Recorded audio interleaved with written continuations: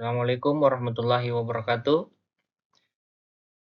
Perkenalkan, nama saya Ahmad Rida dengan NIM 24020102013, mahasiswa S1 PJJ Manajemen Universitas Cyber Asia. Mohon izin untuk menyampaikan materi terkait transformasi ekonomi digital. Berikut terkait tantangan dan peluang. Sini ada daftar isi. Yang pertama ada pendahuluan. Yang kedua ada pengaruh e-commerce, vintage, dan ekonomi digital terhadap bisnis dan UMKM. Yang ketiga ada ekonomi digital secara umum. Yang keempat, contoh perusahaan dan startup. Yang kelima ada kesimpulan. Yang keenam ada rekomendasi.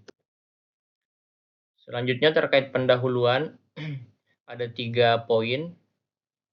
Yang pertama, era digitalisasi. Bagaimana teknologi telah mampu mengubah landscape bisnis di Indonesia. Yang kedua, peran ICT literasi terkait pemahaman dan adaptasi teknologi dalam ekonomi digital.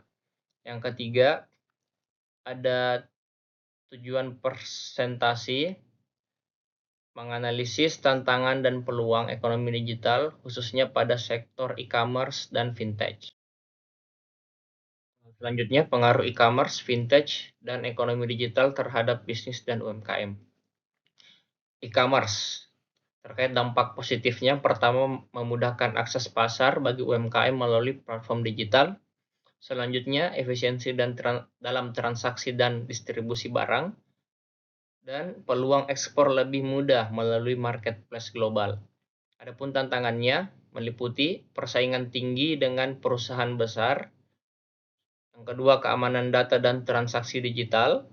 Yang ketiga, adaptasi terhadap teknologi dan pemasaran digital.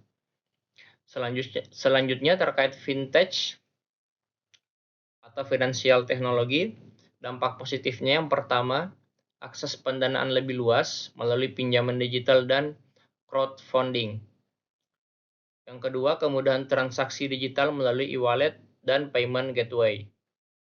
Yang ketiga, inklusi keuangan bagi masyarakat yang belum terjangkau layanan perbankan konvensional. Adapun tantangannya, yang pertama regulasi yang terus berkembang, yang kedua keamanan cyber dan perlindungan data pribadi, yang ketiga edukasi keuangan bagi masyarakat agar tidak terjebak pinjaman ilegal. Selanjutnya, ekonomi digital secara umum, dampak positifnya meningkatkan efisiensi bisnis melalui otomatisasi dan data analitik.